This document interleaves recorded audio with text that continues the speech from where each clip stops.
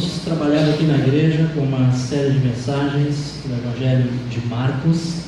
Durante já alguns domingos nós estamos falando sobre esse livro e ainda vamos mais alguns domingos aí pela frente, mais ou menos 2 meses e meio é o período que estamos pensando que vai durar essa série. E o que nós temos visto basicamente nesse Evangelho é o Evangelho de Marcos crescendo com Cristo para ajudar outros a crescer na fé em Jesus. Como filhos de Deus, nós devemos constantemente estar crescendo em Cristo. E a única forma de nós crescermos em Cristo é buscando conhecer melhor esse Deus a quem servimos, buscando conhecer melhor Cristo, o que Ele fez, o que Ele tem feito em nossas vidas. Uma vez que nós tenhamos um conhecimento amplo do Senhor Jesus Cristo, nós vamos ter condições de poder ajudar outros a crescerem na fé em Jesus. Na realidade, Cristo salvou a mim, Cristo salvou a ti, porque Ele também quer nos usar na vida de outras pessoas. Todos nós, independente de quem seja, homem, mulher, novos na fé, mais experientes na fé, todos nós temos a responsabilidade de compartilhar Jesus com as pessoas que nos rodeiam. Mesmo que seja daquele jeito nosso, muitas vezes as pessoas dizem, mas eu não sei me expressar, eu não sei falar direito, ou eu tenho vergonha, mas mesmo dessa forma, sim, temos a responsabilidade de falar de Jesus. Aliás, quando nós estamos com as pessoas, nós falamos de diversos assuntos com as pessoas, certo? Nós falamos sobre, por exemplo, futebol. Vocês querem ver, amanhã vai ser um dia que todo mundo vai falar. Vai falar sobre o Grenal. Querem ver na segunda ou na terça? Todo mundo vai falar da regra do jogo. Será que vão matar o Zé Maria? Será que não vão matar? Todo mundo comenta, pessoal. Você entra no Face e está lá posto. Você abre o jornal, está lá escrito. Você ouve notícias, está lá falando sobre isso. Nós temos uma mensagem que é uma mensagem que tem o poder de transformar vidas. Aquilo que nós temos para falar com as pessoas é muito mais, mas infinitamente muito mais do que o futebol, do que uma novela, do que um filme, uma premiação de Oscar, muito mais. Então, se nós temos condições de falarmos sobre o Grenal, falarmos sobre a novela, sobre o Oscar, sobre o filme que a gente gosta, a gente fala isso de uma forma tão fluente, a gente fala com as pessoas. Precisamos também, em relação à palavra de Deus, falarmos com as pessoas. Por isso nós temos que crescer em Cristo. Para mim poder falar de Cristo, eu tenho que crescer em Cristo. Eu tenho que ter o conhecimento desse Cristo para mim poder falar para os outros. Uma vez que eu esteja crescendo no conhecimento de Jesus Cristo, sim, eu tenho que estar falando aos outros, compartilhando com os outros o que é que Cristo tem feito na minha vida. Eu espero que você esteja conseguindo acompanhar o devocional do livro de Marcos. Se ainda você não tem, lá atrás ainda temos alguns exemplares do devocional. Então, se você não tem, pode pegar lá atrás, é gratuito. Se você está conseguindo acompanhar esse devocional, são lições importantes, são lições que nos ajudam em nossa vida diária. Durante cada texto, para cada dia que aqui está exposto, os irmãos que têm acompanhado têm visto que tanto no Face como no site da igreja sempre é dado uma explicação sobre aquele texto do dia. Então isso serve para o nosso crescimento, uma vez que nós estamos expondo esse livro em passagens, mas elas não são continuadas, porque esse livro é um livro extremamente extenso, né? É um livro grande. Se nós fôssemos pregar versículo por versículo, a gente iria levar quase que 10 meses, algumas vezes, pregando o livro de Marcos, né? Então nós resolvemos fazer dessa forma, nós vamos pregando porções do livro de Marcos.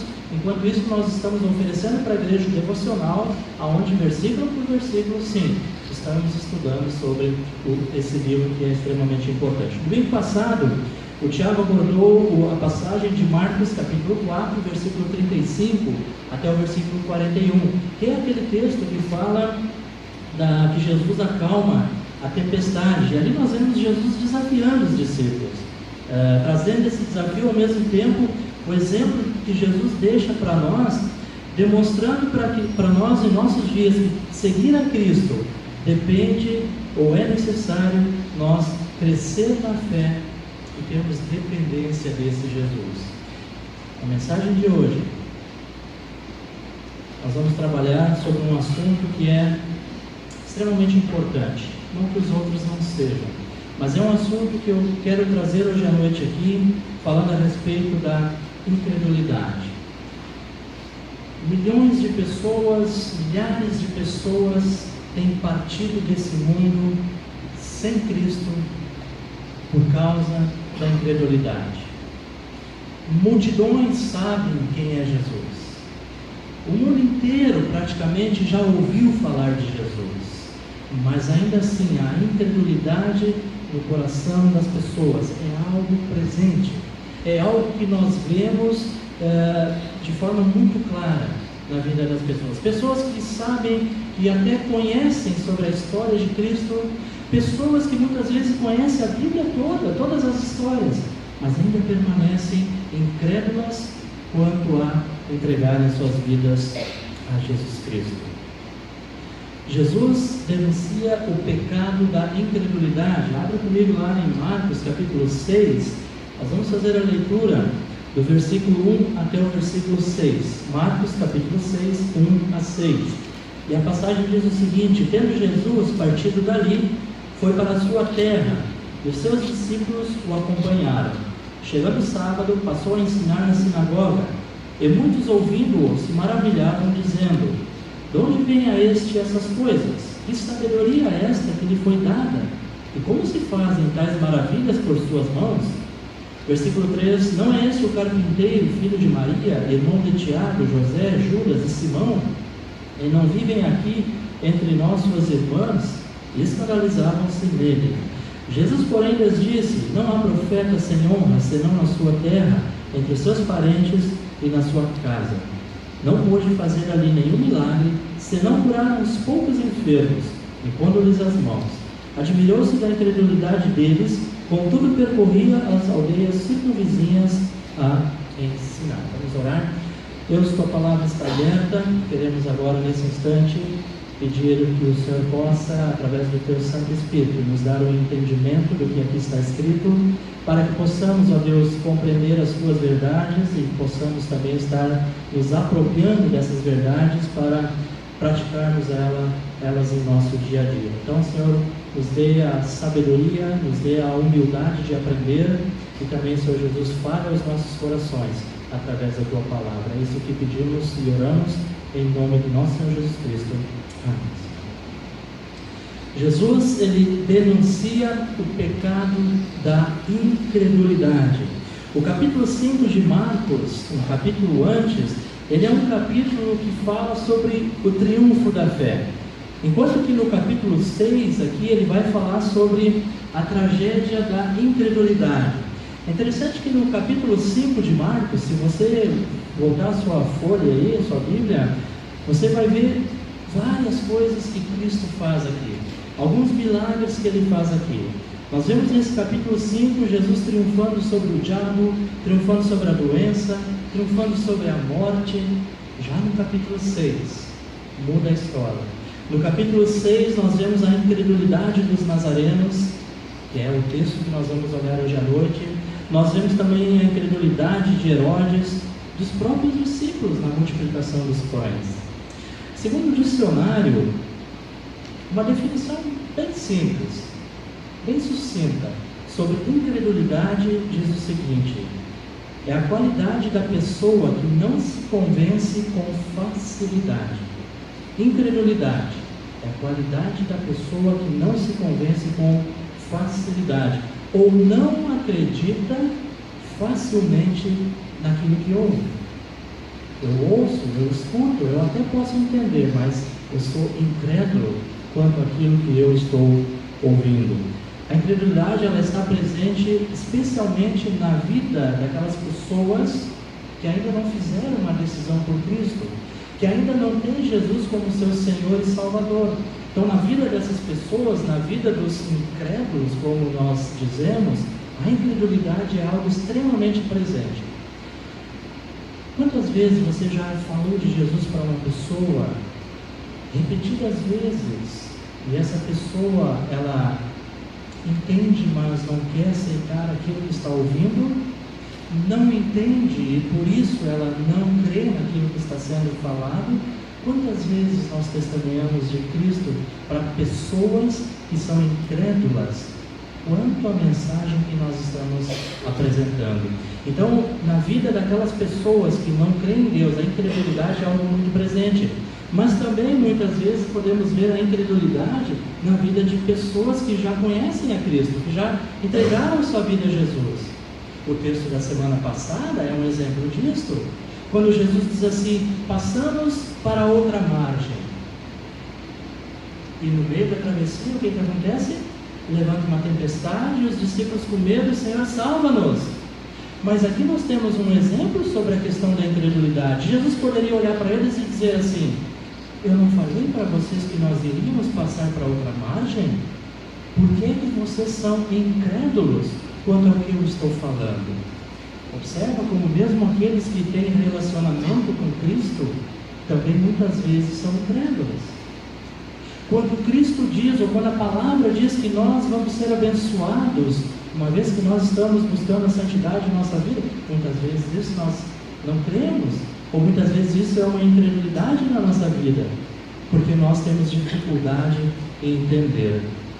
Nos versículos aqui que nós lemos de Marcos capítulo 6, versículo 1 até 6, Jesus ele então denuncia esse pecado, que é o pecado da incredulidade do povo de Nazaré, que era a sua cidade natal. E olhando para esse texto aqui, irmãos, eu pensei aqui no mínimo, em 4 fatos dignos sobre a incredulidade desse povo. Vamos olhar rapidamente hoje à noite alguns fatos sobre a incredulidade do povo de Nazaré. E o primeiro que eu encontro já aqui no versículo 1 é que a incredulidade do povo de Nazaré era indesculpável. Ou seja, eles não tinham desculpas para estarem incrédulos quanto à pessoa de Jesus. Esse povo era indesculpável na sua incredulidade. Por quê? Olha lá. Tendo Jesus partido dali, foi para a sua terra, e os seus discípulos o acompanharam. Tendo Jesus partido dali. Partido dali aonde? Aonde estava Jesus que ele partiu dali, como nós lemos no versículo 1? Jesus ele estava em Cafarnaum, onde ele realizou muitos milagres. Vários milagres Jesus realizou em Cafarnaum. Inclusive o último milagre que ele realiza ali foi exatamente a ressurreição da filha de Jairo. E após isso, então, ele parte para a sua terra, ou seja, ele vai lá para a cidade de Nazaré. Jesus nessa época, Jesus nesse tempo, ele era alguém já muito conhecido. Ele era alguém que já tinha iniciado o seu ministério público. Certamente muitos milagres, pessoas já tinham visto e ouvido. Ele era alguém que estava em plena atividade no seu ministério. E o versículo então, o versículo 1 aqui não diz que Jesus ele foi para Nazaré, mas diz que ele foi para a sua terra. E nós sabemos que Nazaré era a terra natal de Jesus. Então, partindo dali, partindo de Cafarnaum, de onde ele havia feito muitos milagres, ele vai para Nazaré. E chegando em Nazaré, ele encontra então a incredulidade desse povo. Por que é que a incredulidade do povo de Nazaré era indesculpável? Por que a incredulidade desse povo era indesculpável? Ou podemos também perguntar por que Jesus denuncia a incredulidade desse povo? Precisamos entender um pouquinho e talvez buscarmos algumas informações que aqui diretamente o texto não nos traz. Mas essa cidade de Nazaré foi a cidade em que Jesus passou toda a sua infância, talvez toda a sua juventude, e por aproximadamente 30 anos Jesus morou entre os nazarenos. Jesus estava entre aquele povo. Esse povo viu a vida de Cristo, o Cristo que estava vivendo entre eles. Quando criança, quando jovem, o povo de Nazaré, eles conheciam Jesus Cristo. Eles sabiam quem era Jesus Cristo. Mas quando Jesus chega aqui nesse episódio aqui, quando ele volta para a sua terra, o povo simplesmente não aceita a sua mensagem, rejeita a mensagem de Jesus, rejeita o próprio Jesus. Também esse povo era indesculpável na sua incredulidade, porque Jesus, no início do seu ministério público, ele foi expulso da sinagoga de Nazaré. Nós vamos ter tempo para ler esse texto, mas lá em Lucas capítulo 4, versículo 16 até 30, vai falar exatamente desse momento que Jesus estava na sinagoga de Nazaré e ele é expulso. As pessoas queriam matar Jesus. As pessoas eles queriam expulsar Jesus dali. Jesus então ele volta para Cafarnaum, ele sai de Nazaré, ele não continua naquela cidade, porque as pessoas simplesmente não aceitavam aquilo que Jesus estava fazendo, não aceitavam seus milagres, não aceitavam aquilo que ele falava. Na verdade, irmãos, Jesus, aonde ele estava, multidões o acompanhavam. Nós já vimos isso em outros textos. Cada vez que Jesus chega no lugar, multidões vêm ao seu encontro. Cada vez que Jesus vai para um determinado local, multidões o acompanham. Então Jesus ele era alguém conhecido. Ele era alguém conhecido pela sua vida, uma vida irrepreensível que ele vivia. Ele era alguém conhecido pelos milagres que ele realizava, curando pessoas, até ressuscitando pessoas. Jesus ele era alguém extremamente conhecido. Certamente o povo de Nazaré já tinha ouvido quem era Jesus de fato. O povo de Nazaré que viveu com essa criança, que conviveu com este jovem, sabia quem era Jesus Cristo. Se Cristo ainda não havia feito milagres lá na cidade dele, na terra natal dele, certamente esse povo já tinha ouvido dos milagres de Jesus.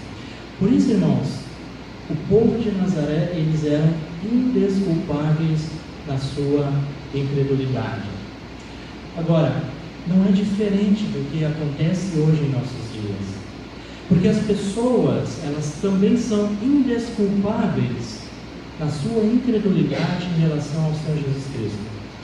Domingo após domingo, no mundo inteiro, não vou nem dizer domingo após domingo, mas semana após semana, porque durante a semana também, no mundo inteiro, é anunciado Jesus e a sua obra na cruz. Domingo após domingo, semana após semana, é pregado as verdades da palavra de Deus. No meio de todas as pessoas, praticamente em todos os locais, tem cristãos que conhecem o Senhor Jesus Cristo. Por isso, irmãos, pessoas que são incrédulos ou que têm essa incredulidade em relação a Jesus Cristo, eu poderia afirmar praticamente 99,9%, essas pessoas são indesculpáveis, porque elas sabem quem é Jesus. Porque de alguma forma elas já ouviram falar a respeito da obra da cruz, porque de alguma forma essas pessoas já viram na vida de outros o que é ser um cristão. Então as pessoas elas são indesculpáveis, assim como o povo de Nazaré era indesculpável na sua incredulidade, porque eles também conheciam quem era Jesus de Nazaré. Então a situação naquela época, ela não é diferente em nossos dias. As pessoas, elas simplesmente, elas não creem em Cristo, mas elas sabem quem é Jesus Cristo. Sim, talvez temos no mundo, e com certeza temos no mundo, pessoas que nunca ouviram falar de Jesus. Obviamente isso é uma verdade. Temos talvez muitas tribos que ainda não tiveram contato sequer com o ser humano, quanto mais com o Evangelho. Temos pessoas assim, é verdade. Mas na sua maioria, 99,9% das pessoas já ouviram falar de Jesus, porque a obra de Cristo na cruz, ela é conhecida no mundo inteiro. Por isso as pessoas são indesculpáveis. Eu creio que quando chegar diante do trono branco, não haverá desculpa para dizer: eu não sabia quem era Jesus, eu não sabia quem era Cristo, eu não sabia que obra era esta que esse homem fez na cruz. Serás indesculpável na tua incredulidade, assim como o povo de Nazaré, que conviveu com Cristo por mais de 30 anos, que viu o início do ministério público de Cristo, e assim mesmo eles voltam as costas para Jesus, eles expulsam Jesus da cidade, e o texto diz que Jesus não pôde fazer ali muitos milagres, por causa da incredulidade do povo. Mas isso é um primeiro fato, um fato importante que nós precisamos observar nesse texto sobre a incredulidade do povo de Nazaré. Eles eram indesculpáveis, eles sabiam quem era Jesus, mas quando Jesus anuncia o Evangelho, eles simplesmente rejeitam a Cristo e também rejeitam a mensagem que Cristo trazia. Por isso, esse povo era indesculpável na sua incredulidade. O segundo fato importante que nós precisamos observar na vida desse povo, o povo de Nazaré, é que a incredulidade do povo de Nazaré tinha uma causa. Aliás, sempre que uma pessoa ela é incrédula em relação às coisas de Deus, tem uma causa. A pessoa simplesmente ela não é incrédula, eu sou incrédulo, não sei nem o que é isso, mas eu sou incrédulo. Não. Normalmente tem uma causa, porque as pessoas elas são incrédulas. No caso desse povo aqui, eles eram incrédulos, tinham uma causa. Vamos dar uma olhada ali, versículo 2 e 3. Chegando o sábado, passou a ensinar na sinagoga, e muitos ouvindo se maravilhavam, dizendo: de onde vem essas coisas? Que sabedoria é esta que lhe foi dada? E como se fazem tais maravilhas por suas mãos? Não é esse o carpinteiro, filho de Maria, irmão de Tiago, José, Judas e Simão? E não vive aqui entre nós as suas irmãs? E escandalizavam-se nele. O povo tornou-se incrédulo, ou o povo de Nazaré era incrédulo por causa da origem de Jesus. Por causa da origem de Jesus, esse povo era um povo incrédulo. O povo de Nazaré ainda via Jesus como alguém que cuidava do negócio do pai dele. O povo ainda conhecia Jesus como aquele jovenzinho que passeava lá na cidade, que estava junto lá na cidade. O povo ainda tinha ideia que Jesus era apenas o filho do carpinteiro, filho de Maria. O povo era incrédulo, eles não tinham a consciência, ou eles não sabiam que Cristo era o Messias prometido, que Jesus agora ele era o Salvador do mundo. Não, o povo ainda pensava que Jesus simplesmente era o filho do carpinteiro. O próprio versículo diz, ele é filho de Maria, cujos irmãos e irmãs nós conhecemos. Quem é esse Jesus? Além do mais, Jesus ele não tinha estudado nas escolas rabínicas, ele não era nenhum mestre conhecido no meio daquele povo. Jesus ele não era alguém que as pessoas olhavam para ele e admiravam ele como sendo o grande mestre, um grande rabino, alguém que estudou nas melhores escolas. Não, o povo, eles simplesmente acharam que Jesus era ainda o filho do carpinteiro. A origem e a profissão de Jesus se tornou um obstáculo para aquele povo crer que Jesus era o Messias prometido. Tem um autor, William Barclay, diz o seguinte: às vezes estamos demasiadamente próximos das pessoas para ver a sua grandeza.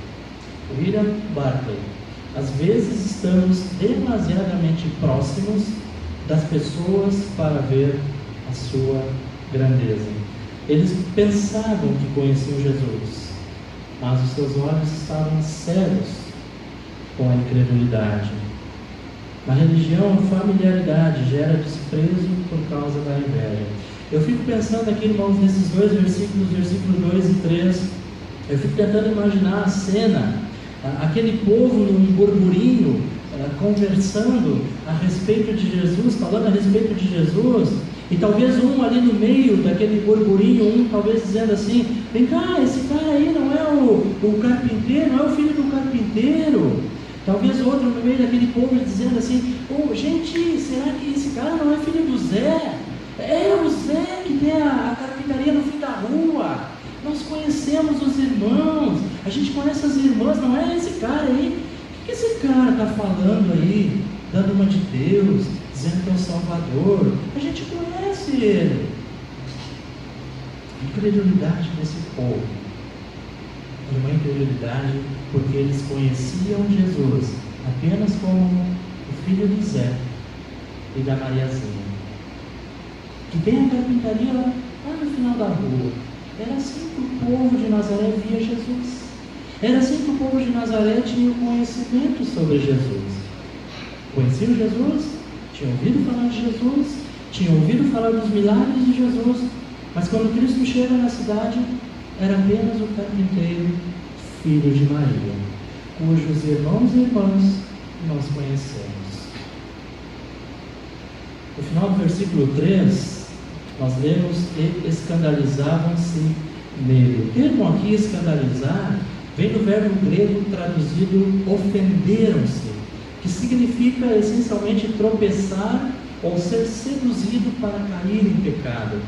Os moradores de Nazaré, eles estavam profundamente ofendidos pelo fato de Jesus colocar-se a si mesmo como um grande mestre. As pessoas estavam ofendidas. Como assim esse cara é o Salvador? Como assim ele é o Messias? De que jeito? Nós estamos ofendidos com isso que ele está falando. Por isso, diz aqui que esse povo escandalizava-se nele. Eles estavam ofendidos por causa da posição de Jesus, por causa do seu passado simples. Eles olhavam para Jesus e viam um passado simples. Eles olhavam para Jesus e viam uma formação limitada. Eles olhavam para Jesus e viam que Jesus não era nem um mestre da lei, não era nem um religioso proeminente da época. Por causa disso, eles tinham dificuldades de crer em Jesus. Irmãos, o que eu aprendo com isso? Nós temos que ter cuidado para não desprezar as pessoas só porque nós as conhecemos e vemos nelas pessoas simples.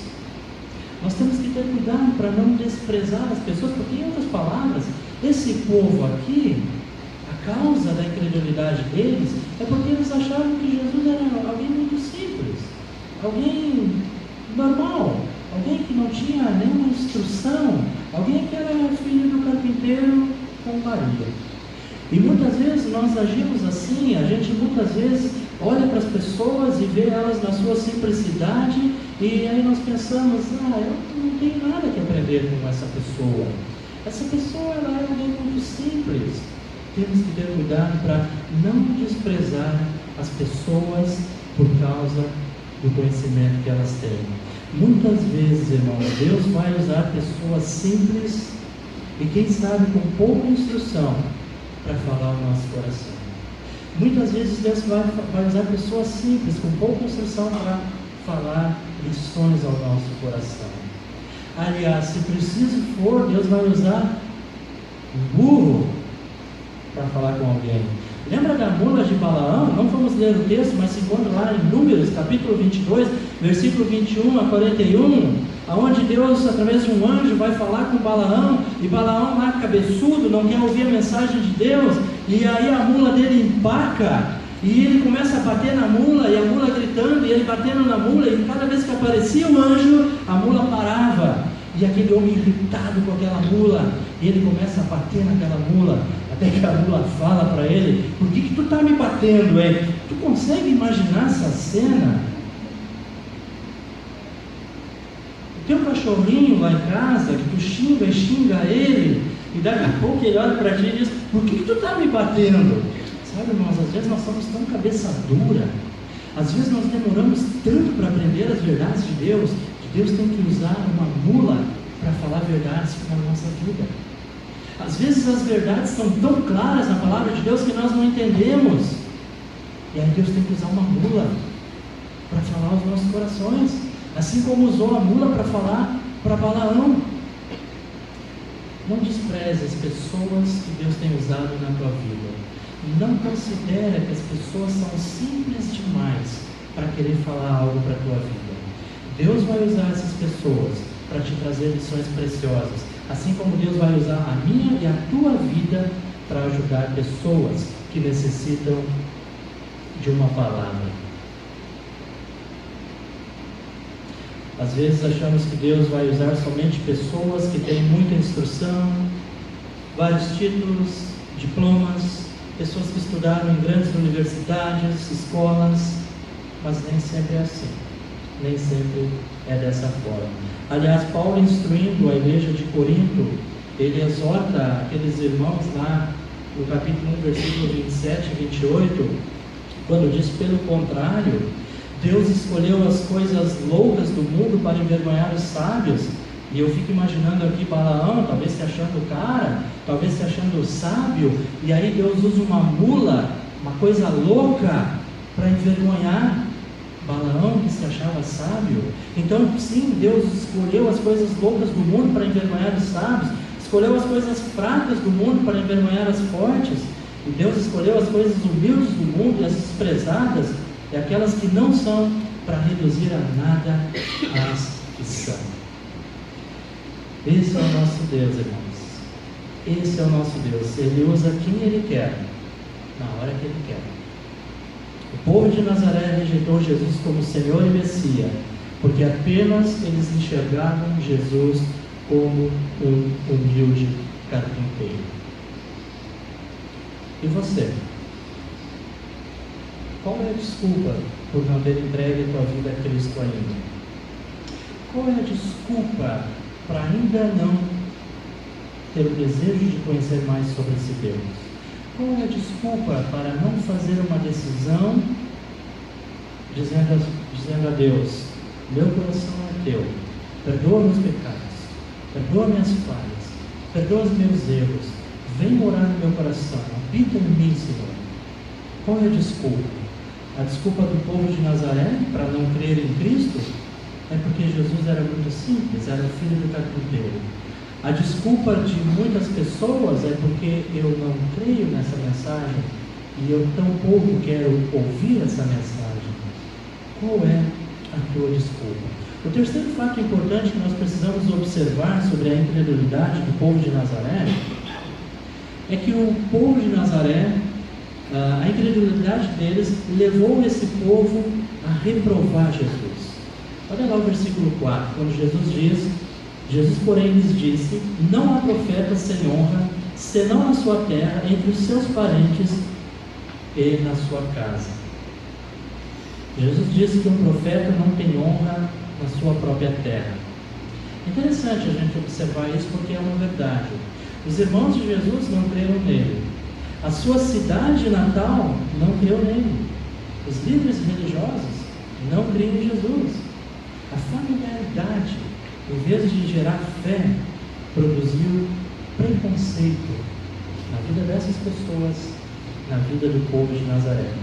O povo de Nazaré reconhecia que Jesus fazia coisas extraordinárias, reconhecia que Jesus tinha uma sabedoria sobre-humana, e eles fazem 3 perguntas lá no versículo 2.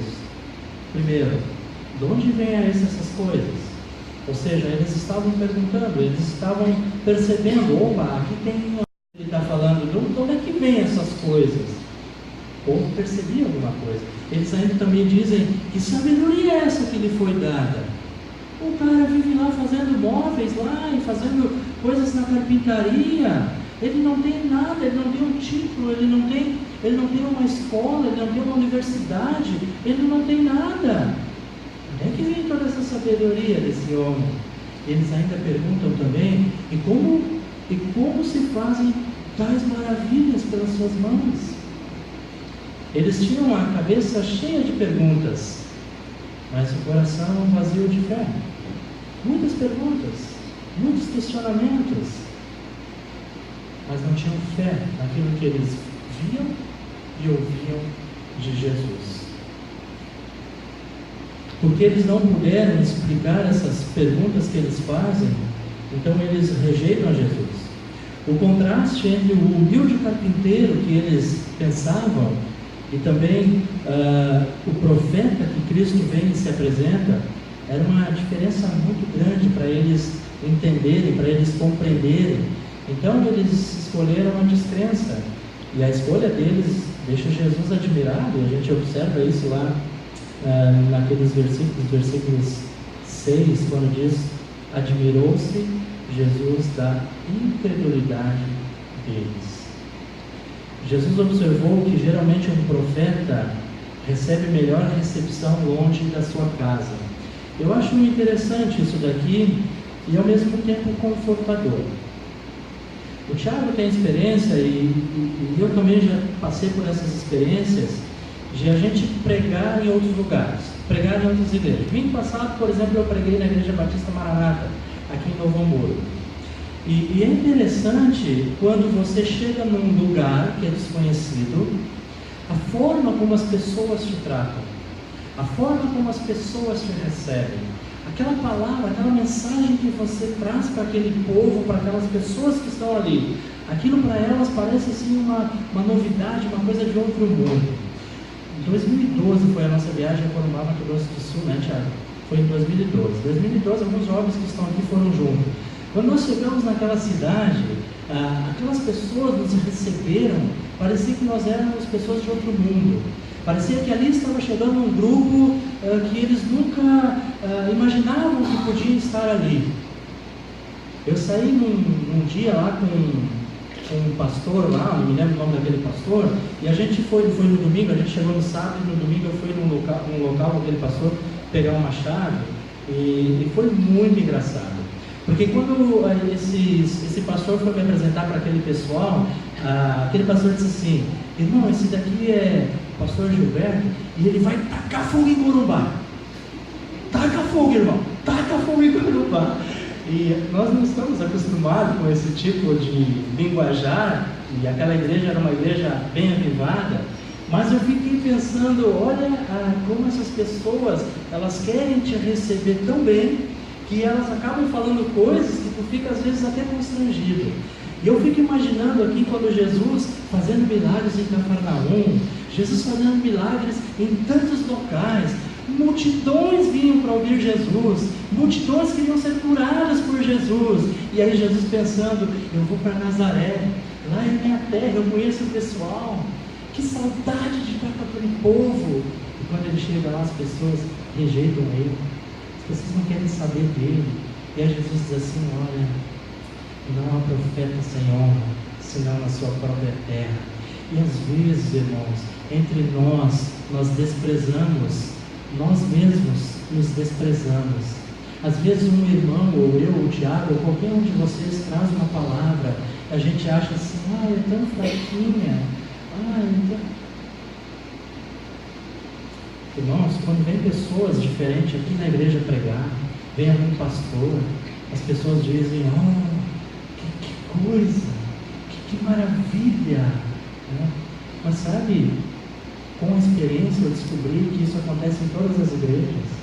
Porque quando você vai pregar na outra igreja, as pessoas fazem contigo a mesma coisa do que nós fizemos com aquelas que vêm aqui pregar. Sabe por quê? Porque na sua própria igreja, na sua própria terra, muitas vezes a gente não é reconhecido. Não é verdade? Muitas vezes eu e você temos dificuldades para viver a nossa fé, porque as pessoas, elas vão olhar para a nossa vida e vão dizer assim: eu conheço o Lucas, quem é o Lucas? E muitas vezes, irmãos, eu, você e o Lucas temos uma vida de santidade, de busca a Deus, muito mais do que muitas pessoas que estão ocupando púlpitos por aí afora. E quando a gente ouve pessoas falar, a gente muitas vezes dá glória a Deus, graças a Deus. Você vai ver na vida da pessoa, uma pessoa que simplesmente não vive o que prega. Nós aqui, quando nós falamos entre nós podemos nos conhecer. A minha vida, a vida do Tiago, a vida de qualquer um de nós aqui, ela é aberta.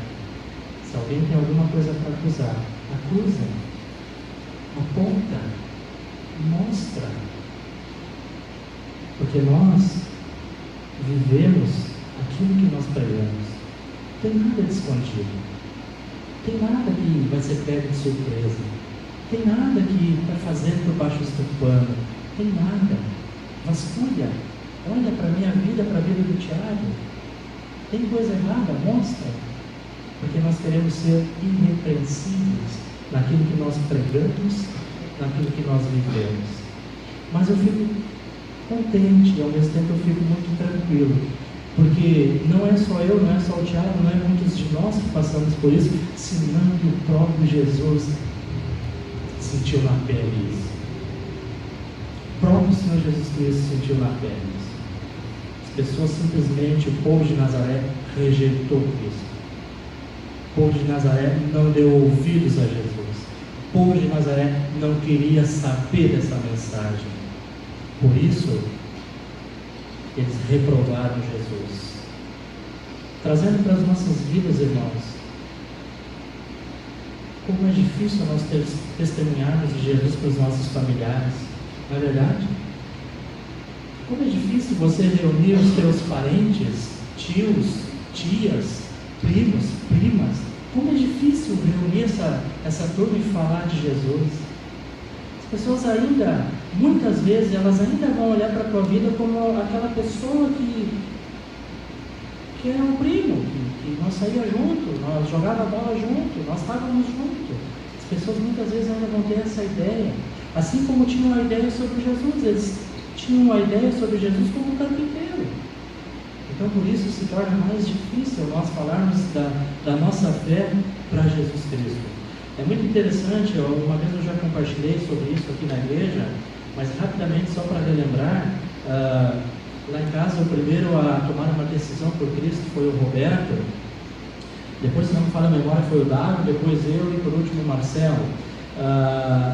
E eu era uma criança ali dos meus 5, 6 anos até 12, 13 anos, eu era tido como terrível, sabe aqueles guri que na escola briga, chega em casa com tudo rasgado, tudo sujo. Eu era assim, gente, eu era terrível. Os meus tios olhavam para mim e diziam assim: esse guri é terrível. Quando eu me converti e mudou a vida, olha, gente, as pessoas olhavam assim: isso não é verdade. Isso não, o que? O Gilberto na igreja? Isso não vai durar. Isso não vai durar muito tempo. E como é difícil você testemunhar por causa do teu passado, por causa daquilo que as pessoas lembram que tu fazia, e agora tu conhecendo Cristo, vivendo uma vida em santidade a Deus, como isso é difícil no meio dos familiares. Sabe por quê? Porque as pessoas, elas nos conheciam como nós éramos. Isso se torna algo difícil. Por outro lado, também eu vejo uma outra questão: quando você tem um bom testemunho entre os teus familiares, parentes, amigos, com certeza eles vão ver que é algo diferente na tua vida, e aí surge a grande oportunidade de você testemunhar de Jesus. Eu tenho uma tia que sempre passava férias escolares na casa dela, tinha meus primos, minhas primas, a tia Nilza, e ela conhecia muito bem, ela sabia que eu era bagunceiro, coisa e tal. Depois que eu me converti, no início eles também ficavam assim: mas como assim ele na igreja, coisa e tal. Mas por causa do testemunho, por causa da vida que a gente busca viver diante de Deus, o ano passado, quando meu primo faleceu, essa minha tia tinha um padre, tinha não sei mais uma pessoa lá que não me lembro que religião era aquela pessoa, mas tinha um padre, tinha mais aquela pessoa, e a minha tia lá no meio do velório, lá quando estava sendo feito o enterro ali, a minha tia diz assim: eu queria ouvir uma palavra de Gilberto e de Roberto.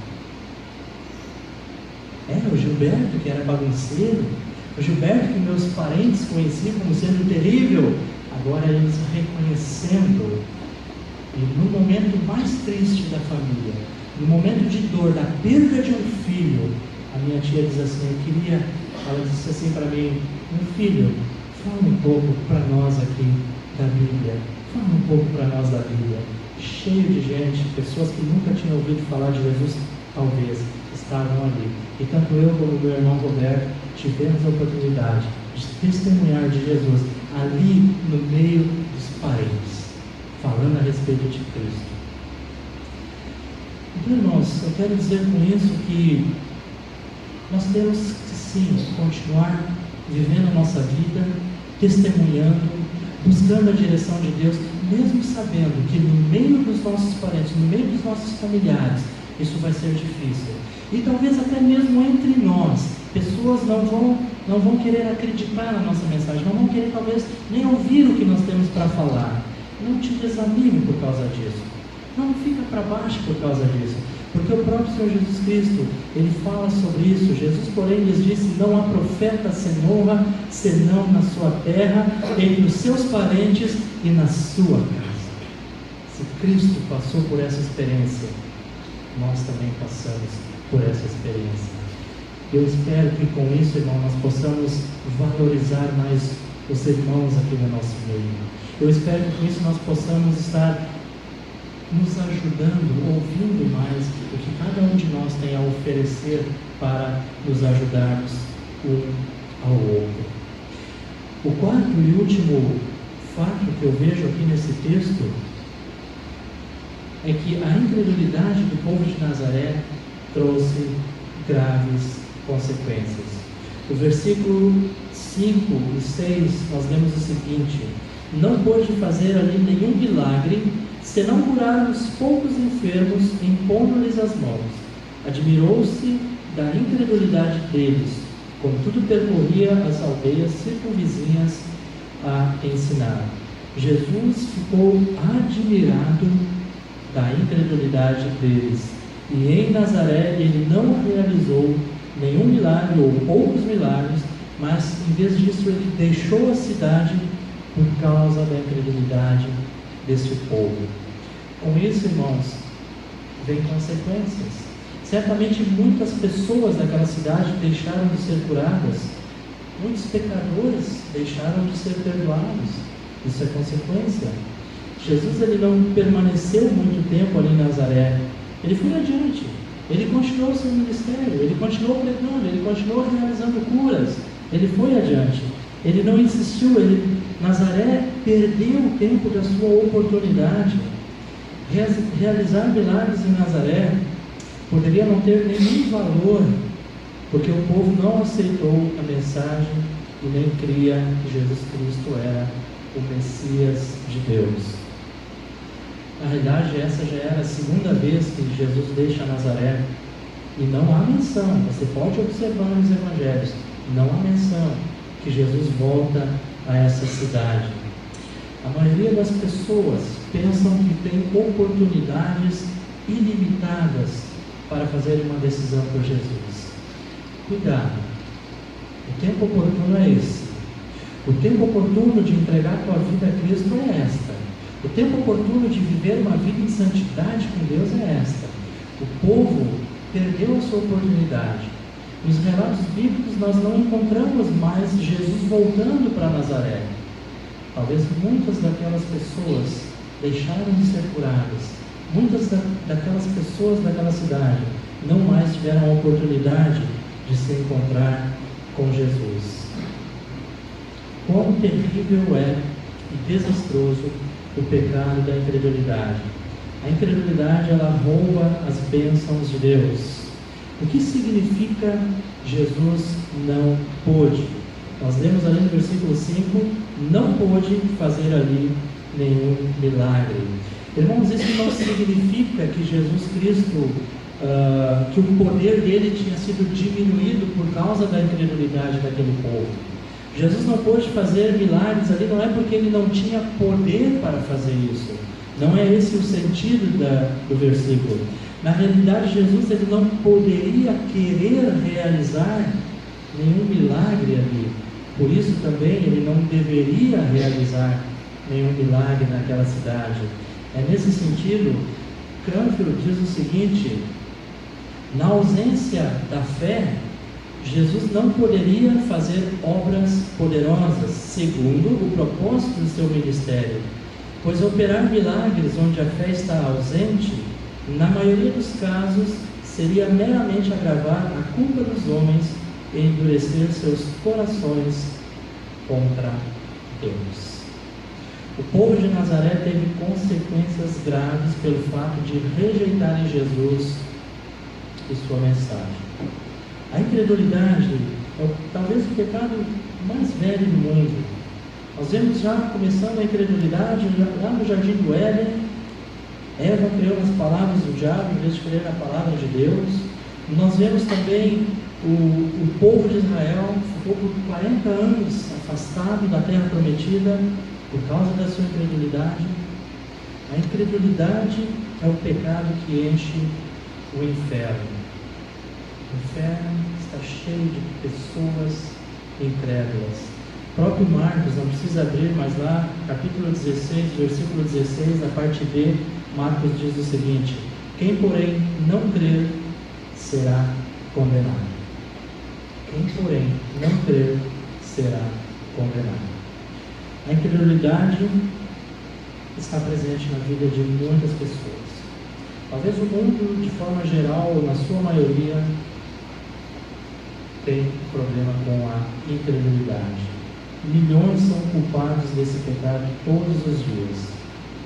Hoje à noite nós vimos 4 fatos sobre a incredulidade do povo de Nazaré. Esse povo era indesculpável. Eles sabiam quem era Jesus. Eles tinham ouvido falar de Jesus. Por isso a incredulidade desse povo era indesculpável. A incredulidade desse povo tinha uma causa. A causa é que eles ainda tinham na sua cabeça Jesus apenas como carpinteiro e não como Messias e Salvador. Essa incredulidade levou eles a reprovar Jesus, levou eles a rejeitarem a mensagem de Cristo. E também a incredulidade trouxe graves consequências para a vida daquele povo. Para encerrar, para você que ainda não fez uma decisão por Jesus, não deixe com que a incredulidade do teu coração faça você rejeitar a Jesus e a sua mensagem. Não permita que isso aconteça na tua vida. Deixar com que a incredulidade faça você rejeitar a mensagem de Deus. Isso vai te trazer sérias consequências na tua vida e, em especial, a pior de todas, passar a eternidade longe de Deus. Em outras palavras, aquele que não crer, segundo Marcos, será condenado. Vai sim passar a eternidade longe de Deus. Então, para você que ainda não fez uma decisão por Cristo, para você que ainda não abriu o seu coração, para você que ainda não convidou Jesus para ser teu Salvador e teu Senhor, não deixa com que a incredulidade te leve a ter consequências graves na tua vida. E para você que já fez uma decisão por Jesus, continue a testemunhar de Jesus para os teus conhecidos, amigos, parentes, pessoas que estão ao teu redor. Continua firme, pois Deus ele vai usar você independente das pessoas estarem apoiando ou não. Essa cidade não apoiou Jesus. A cidade de Nazaré, na sua maioria, rejeitou Jesus. Mas nem por isso Jesus simplesmente desanimou ou parou no seu ministério. O que é que diz no final do versículo, lá no final do nosso texto, versículo 6? Contudo, percorria as aldeias circunvizinhas a ensinar.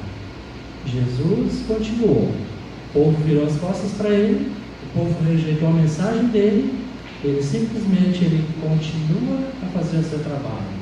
Então, para você que já fez uma decisão por Cristo, ainda que não tenha pessoas te apoiando, ainda que não tenha pessoas que queiram ouvir a tua mensagem, continua testemunhando, fazendo a tua parte, assim como Jesus fez a parte dele. Deus possa nos abençoar, que possamos ser desafiados com essa palavra e que nós possamos estar fazendo uma avaliação da nossa vida.